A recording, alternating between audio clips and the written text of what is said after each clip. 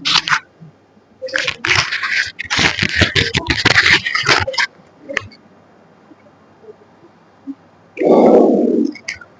لله نحمده ونستعينه ونستغفره ونؤمن به ونتوكل عليه ونعوذ بالله من شرور انفسنا ومن سيئات اعمالنا من يهده الله فلا مضل له ومن يضلل فلا هادي له ونشهد ان لا اله الا الله وحده لا شريك له ونشهد ان سيدنا ونبينا ومولانا محمدا عبده ورسوله ارسله بالحق بشيرا ونذيرا وصلى الله عليه وسلم تسليما كثيرا كثيرا اما بعد اعوذ بالله من الشيطان الرجيم بسم الله الرحمن الرحيم واصبر على ما يقولون واهجرهم هجرا جميلا وذرني والمكذبين اولي النعمه ومهلهم قليلا. وقال النبي صلى الله عليه وسلم الصبر ضياء او كما قال عليه الصلاه والسلام. محترم بزرگوں اور دوستوں، اللہ رب العزت کا احسان و کرم ہوا کہ اللہ تعالیٰ نے ہم تمام کو جمعے کی نماز ادا کرنے کے لیے مسجد میں آنے کی توفیق عطا فرمائے۔ میں نے آپ حضرات کے سامنے قرآن کریم کی چھوٹی دو آیتیں تلاوت کی ہے اور ایک حدیث بھی پڑھی ہے۔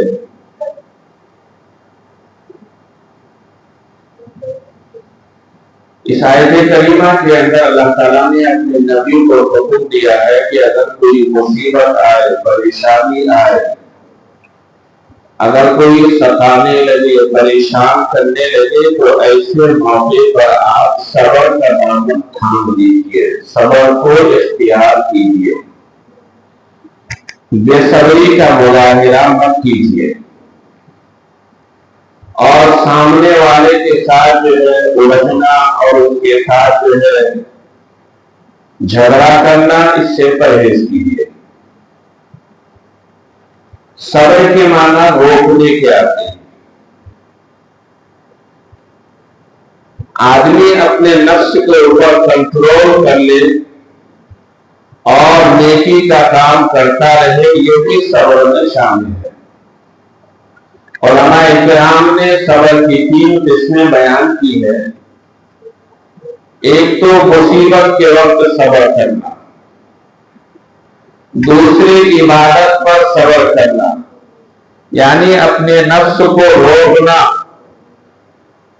عبادت کے لیے اپنے نفس کو مجبور کرنا،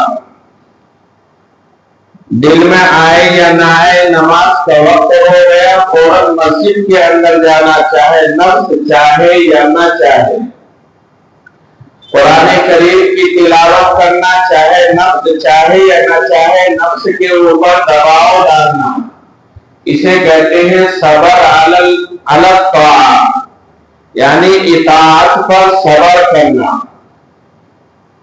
اور تیسری قسم ہے صبر علی المعاصی، گناہوں پر صبر کرنا۔ گناہوں کا ارادہ پیدا ہوا، داعیہ پیدا ہوا، نفس کے اندر جو ہے خواہش پیدا ہوئی کہ میں یہ غلط کام کرنا، ایسے وقت میں نفس کے اوپر کنٹرول کرنا، نفس کے اوپر دباؤ ڈالنا، اور نفس سے مخاطب ہو کے کہنا کہ اگر تو یہ کام کیا غلط کام ہے، مرنے کے بعد بہت سخت سزا ملتی ہے، اسے کہتے ہیں صبر علی المعاصی، گناہوں پر صبر کرنا۔ تو میرے محترم بزرگ اور دوستوں، صبر جو ہے بہت بڑی نعمت ہے، صبر بہت بڑی نعمت ہے، لیکن حدیث کے اندر اللہ کے رسول صلی اللہ علیہ وسلم نے صبر کی دعا کرنے سے منع فرمایا۔ صبر کی دعا کرنے سے منع فرمایا ہے۔ ایک صحابی جو ہے صبر کی دعا کر رہے تھے، آپ نے منع فرمایا کہ تم اپنے اوپر مصیبت کو کیوں لے رہے ہو، مصیبت کو اپنے اوپر کیوں مسلط کر رہے ہو۔ ہاں، اگر کوئی پریشانی آ جاتی ہے، کوئی مصیبت آ جاتی ہے، کوئی اچانک حادثہ ہو جاتا ہے، تو ایسے موقع پر صبر کرنا چاہیے، لیکن صبر کی دعا نہیں مانگنی چاہیے۔ صبر کی دعا مانگنے کا مطلب یہ ہے کہ آپ اپنے اوپر مصیبت کو مول دے رہے ہیں۔ صبر کب کیا جاتا ہے؟ جب کوئی مصیبت آتی ہے، جب کوئی پریشانی آتی ہے، تب آدمی جو ہے اس وقت صبر کرتا ہے۔ تو اس آیت کریمہ کے اندر اللہ تعالیٰ نے فرمایا وَاصْبِرْ عَلَىٰ مَا يَقُولُونَ وَاهْجُرْهُمْ هَجْرًا جَمِيلًا۔ لوگ جو آپ کو تانا دے رہے ہیں، لوگ جو آپ کو گالیاں دے رہے ہیں، مشرکین مکہ آپ کو مذمم کہتے تھے، محمد کے بجائے مذمم کہتے تھے، گالیاں دیتے تھے، برا بھلا کہتے تھے، آپ کی برائی جو ہے بیان کرتے تھے، آپ کی جو ہے آپ کی ہر طرف جو ہے نقلیں اٹھاتے تھے وہ لوگ۔ تو اللہ تعالیٰ نے اس آیت کریمہ کے ذریعے سے آپ کو صبر کرنے کا حکم دیا۔ وَاصْبِرْ، آپ صبر کیجیے، عَلَىٰ مَا يَقُولُونَ، وہ لوگ جو کہتے ہیں کہنے دیجیے، وہ لوگ جو کہتے ہیں کہنے دیجیے، وہ لوگ کہتے رہیں گے، آپ صبر کیجیے۔ وَاهْجُرْهُمْ هَجْرًا جَمِيلًا، اور ان کا پیچھا اچھے طریقے سے چھوڑ دیجیے، ان کا پیچھا اچھے طریقے سے چھوڑ دیجیے، یعنی ان کو جھڑکیے مت، ان کو غصے سے مت کہیے۔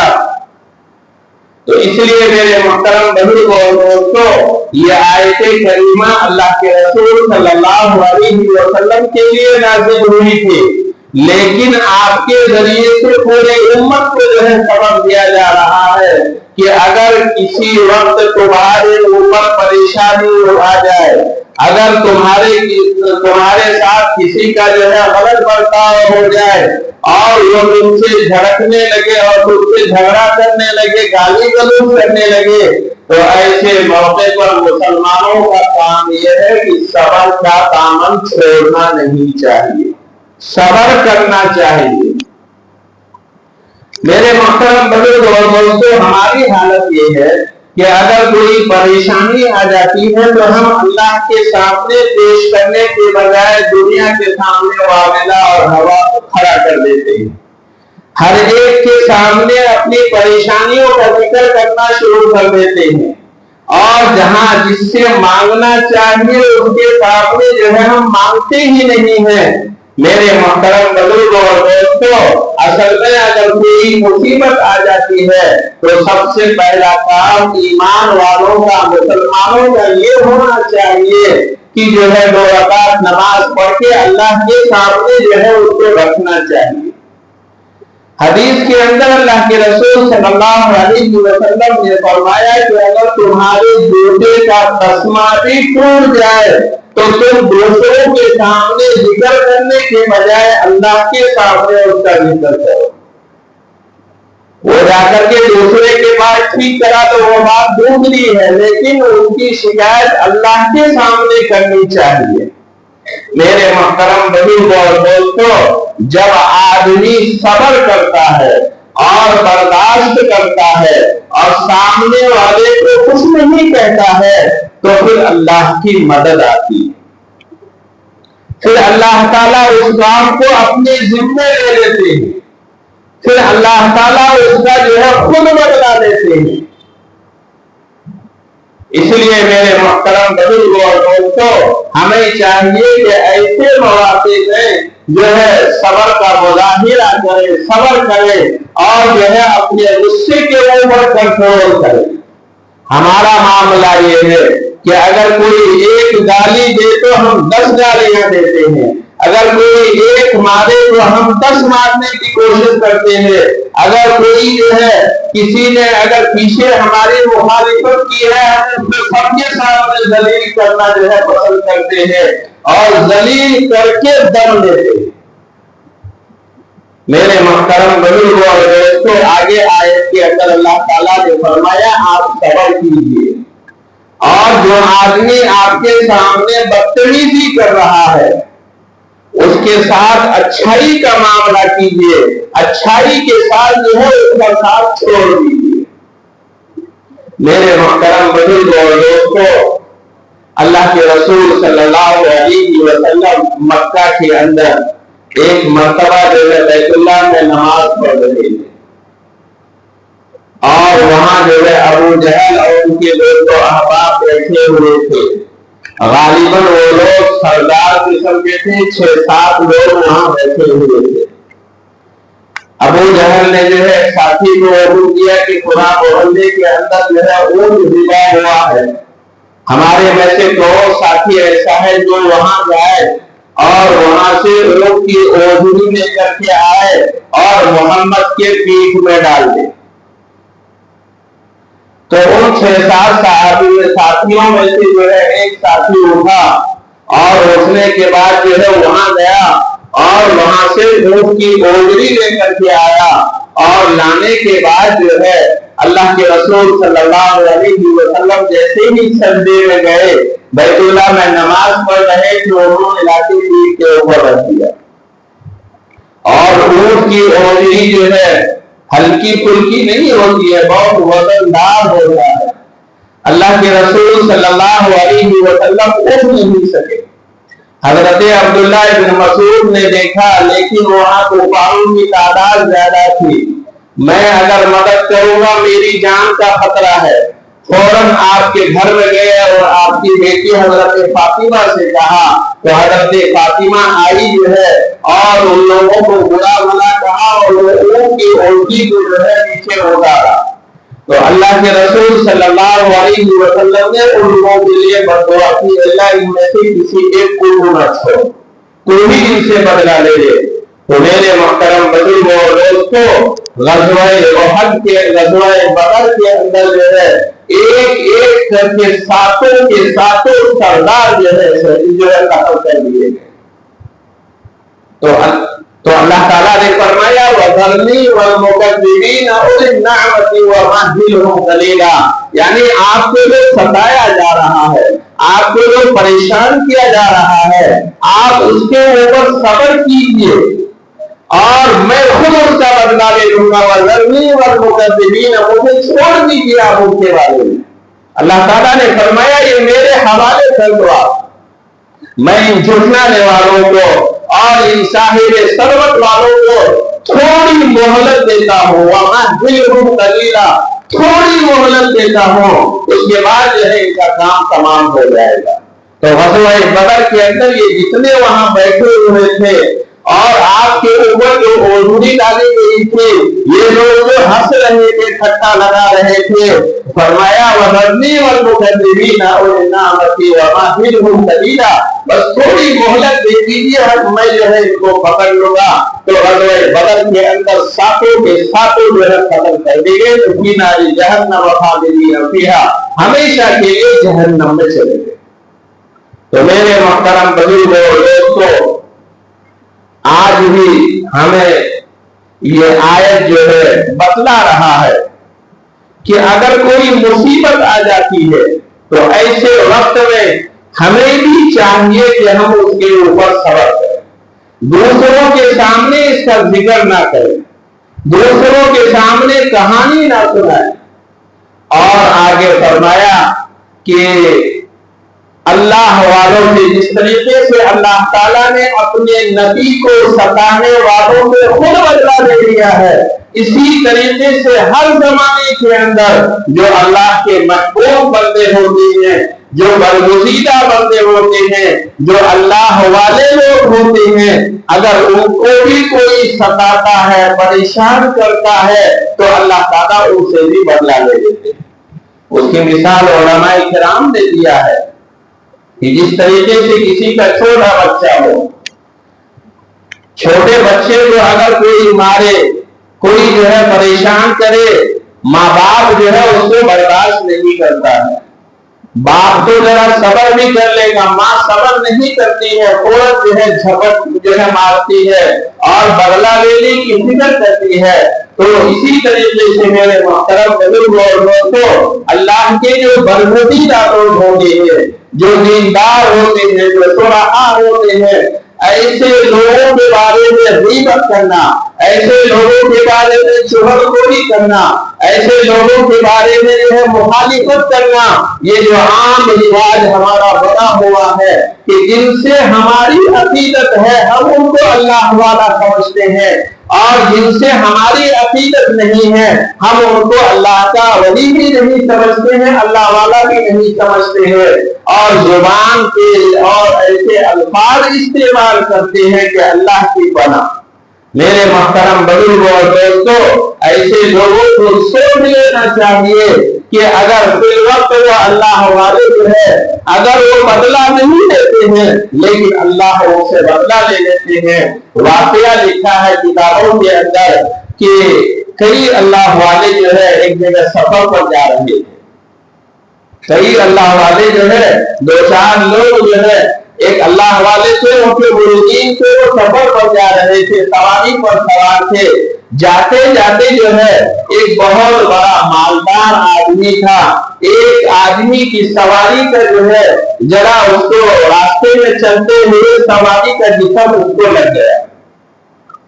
وہ جو دولت مند آدمی تھا، مالدار قسم کا آدمی تھا، تکبر اور متکبر آدمی تھا، تکبر والا آدمی تھا، اس نے نگاہ پھیرا کر کے دیکھا اور ڈانٹنا شروع کر دیا۔ تم کیسے جو ہے ملا ہو، کیسے مولانا ہو، تم کو دکھائی نہیں دیتا، تمہاری سواری کا جسم جو ہے میرے کپڑے سے لگ گیا، میرا کپڑا جو ہے گندا ہو گیا، ناپاک ہو گیا۔ میرے محترم بزرگ اور دوستو، اور اللہ والوں نے زبان سے کچھ نہیں کہا، خاموش رہے۔ تھوڑی دور گیا تھا، ان میں جو بڑے اللہ والے تھے، جو پیر صاحب تھے، انہوں نے کہا جلدی سے اس سے بدلہ لے لو۔ جس کو اس نے برا بھلا کہا تھا اس سے کہا جلدی سے بدلہ لے لو۔ تو انہوں نے بدلہ لینے میں جو ہے تاخیر کی، وقت لگایا، تھوڑا دور وہ آدمی گیا تھا، گرا اور وہی ختم ہو گیا۔ اس نے فرمایا، ان کے بزرگ نے فرمایا، ان کے پیر نے فرمایا، اگر تم بدلہ لے لیتے تو ان کی جان بچ جاتی تھی، اگر تم ان کو ایک تھپڑ بھی مار دیتے تھے یا ان کے بدلے میں کچھ الفاظ بھی کہہ دیتے تھے تو ان کی جان بچ جاتی تھی۔ تم نے دیکھ لیا اللہ نے ان سے بدلہ لے لیا۔ اسی طرح کا ایک واقعہ اور لکھا ہے کہ ایک نوجوان آدمی اپنے عورت کے ساتھ، دلہن کے ساتھ کہیں جا رہا تھا، اسی راستے سے ایک اللہ والے بھی جا رہے تھے۔ راستہ جو ہے کیچڑ والا راستہ تھا، بارش کا زمانہ تھا، ان اللہ والے کی طرف جو ہے پاؤں جو ہے کیچڑ میں پڑا، تھوڑا سا کیچڑ جو ہے وہ دلہن کے کپڑے میں لگ گیا۔ لگنے کے بعد جو ہے دولہا جو ہے غصہ ہو گیا اور ان اللہ والے کو ڈانٹنے لگا کہ تمہاری نظر کے اندر جو ہے کمزوری آ گئی ہے، آنکھ میں روشنی نہیں ہے، تم راستہ چلتے وقت ادھر ادھر دیکھتے نہیں ہو، دیکھو ہماری بیگم صاحبہ کا کپڑا جو ہے گندا ہو گیا۔ میرے محترم بزرگ اور دوستو، وہ اللہ والا تھا، اس نے معافی تلافی کی لیکن وہ معاف کرنے کے لیے تیار نہیں اور ایک دم غصہ ہو گیا۔ اسی غصے کی حالت میں جو ہے وہ اللہ والے کو جہاں جانا تھا چلے گئے، اور یہ آدمی اپنی بیگم کو لے کے گھر گیا۔ گھر جانے کے بعد جیسے ہی اس کی روح پر چڑھ رہا تھا پاؤں ٹوٹنا وہیں ختم ہو گیا۔ تو میرے محترم بزرگ اور دوستو، اس آیت کریمہ کے ذریعے سے اللہ تعالیٰ نے ہم تمام کو صبر کرنے کی تلقین فرمائی ہے۔ قرآن کریم کی دوسری آیت کے اندر اللہ تعالیٰ نے فرمایا وَبَشِّرِ الصَّابِرِينَ الَّذِينَ إِذَا أَصَابَتْهُمْ مُصِیبَةٌ قَالُوا إِنَّا لِلَّهِ وَإِنَّا إِلَیْهِ رَاجِعُونَ، کہ صبر کرنے والوں کو خوشخبری سنا دیجیے جو لوگ صبر کرتے ہیں، جو لوگ مصیبت اور پریشانی کے وقت میں صبر کرتے ہیں، ایسے لوگوں کو خوشخبری سنا دیجئے جب ان کے اوپر مصیبت آتی ہے تو ان کی زبان سے نکلتا ہے انا للہ و انا الیہ راجعون۔ ہمیں بھی چاہیے کہ جب کوئی پریشانی آتی ہے، جب کوئی مصیبت آتی ہے، چاہے چھوٹا ہو یا بڑا ہو، پریشانی ہلکی ہو یا بڑی ہو، ایسے وقت میں ہماری زبان سے انا للہ و انا الیہ راجعون نکلنا چاہیے۔ صرف کسی کے مرتے وقت جو ہے یہ آیت نہیں پڑھنی چاہیے، بلکہ جب بھی جس وقت بھی جو پریشانی لگتی ہے، چاہے چلتے ہوئے جو ہے پتھر میں ٹھوکر لگ گیا تو ایسے موقع پر پڑھنا چاہیے انا للہ و انا الیہ راجعون۔ تو میرے محترم بزرگوں اور دوستوں، اس آیت کریمہ کے اندر اللہ تعالیٰ نے صبر کرنے کی تلقین فرمائی ہے، اور ہمیں چاہیے کہ ہم بھی صبر کریں، اور صبر کرنے سے بہت بڑا ثواب ملتا ہے۔ صبر کرنے سے بہت بڑا ثواب ملتا ہے۔ علماء کرام نے فرمایا ہے کہ اگر کوئی آدمی مصیبت کے وقت صبر کرتا ہے، علماء کرام نے فرمایا، حدیث کے الفاظ میں اللہ کے رسول صلی اللہ علیہ وسلم نے فرمایا، اگر کوئی مصیبت کسی کے اوپر آ جاتی ہے، ایسے وقت میں اگر وہ صبر کرتا ہے تو فرمایا کہ اس کے لیے 300 درجات اللہ تعالیٰ عطا فرماتے ہیں جنت میں۔ کتنے درجہ عطا فرماتے ہیں؟ 300 درجہ جو ہے اسے عطا فرماتے ہیں، اور ہر درجے کا فاصلہ جو ہے زمین و آسمان کے برابر ہوتا ہے۔ ایسے 300 ثواب کے 300 درجے جو ہے جنت میں عطا فرمائے۔ اور آگے فرمایا جو لوگ جو ہے عبادت پر صبر کرتے ہیں، عبادت پر صبر کرنے کا مطلب یہ ہے کہ اپنے نفس کے اوپر دباؤ ڈالنا اور نماز کے لیے آنا، اپنے نفس کے اوپر دباؤ ڈالنا، صدقہ اور خیرات کرنا، اپنے نفس کے اوپر دباؤ ڈالنا، قرآن کی تلاوت کرنا۔ دل تو کہے گا ابھی نہیں، بعد میں کریں گے، لیکن نفس کے اوپر دباؤ ڈال کر کے عبادت میں اپنے آپ کو لگانا، یہ بھی صبر کہلاتا ہے۔ اس پر اللہ کے رسول صلی اللہ علیہ وسلم نے فرمایا، جو آدمی عبادت پر صبر کرتا ہے اس کو ثواب کے اعتبار سے جنت میں 600 درجہ عطا فرمائے گا اللہ تعالیٰ۔ کتنے درجات عطا فرمائیں گے؟ 600 درجات عطا فرمائیں گے، اور ہر درجے کا فاصلہ جو ہے وہ زمین و آسمان کے برابر ہوگا۔ ہر درجے کا فاصلہ زمین و آسمان کے برابر فرمائے گا جو ہے جو اس کا درجہ ہوگا۔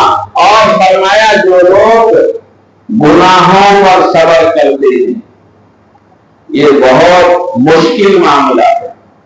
گناہوں پر صبر کرنا، کنٹرول کرنا، اپنے نفس کے اوپر دباؤ ڈالنا کہ یہ کام نہیں کرنا، تو فرمایا کہ جو لوگ گناہوں پر صبر کرتے ہیں اللہ تعالیٰ ثواب کے اعتبار سے اس کو 900 درجات عطا فرماتے ہیں۔ کتنے عطا فرماتے ہیں؟ 900 درجہ ثواب عطا فرماتے ہیں، اور ہر درجے کا فاصلہ ایک دوسرے کے درمیان میں جو ہے زمین و آسمان کے برابر ہو۔ تو اس لیے میرے محترم بزرگوں اور دوستوں، یہ چند باتیں تھی آپ کے سامنے۔ جب کوئی پریشانی آ جائے، جب کوئی مصیبت آ جائے، مصیبت کے وقت تو ہر آدمی صبر کرتا ہی ہے، لیکن گناہوں کے موقع پر کوئی ترتیب نہیں کرتا ہے۔ گھر میں کسی کا انتقال ہو جائے تو ہر آدمی صبر کرو، صبر کرو، صبر کرو، لیکن کوئی گنہگار آدمی ہے تو اسے کوئی ترتیب نہیں کرتا ہے، اس کو بھی ترتیب کرنا چاہیے۔ تو گناہوں پر صبر کرنا یعنی اپنے نفس کے اوپر دباؤ ڈال کر کے گناہوں سے بچنا سب سے بڑا صبر ہے۔ یہ کیا ہے؟ سب سے بڑا صبر ہے۔ ناجائز کام سے بچ جانا، اور جو ہے غلط جگہوں پر جو ہے اپنے پیسے کو خرچ کرنے سے اپنے آپ کو بچا لینا، یہ بہت بڑا صبر ہے۔ اللہ تعالیٰ مجھے بھی اور آپ تمام کو بھی ان سب باتوں پر عمل کی توفیق عطا فرمائے۔ وآخر دعوانا الحمدللہ رب العالمین۔ جو حضرات سنت نہیں کریں سنت کریں۔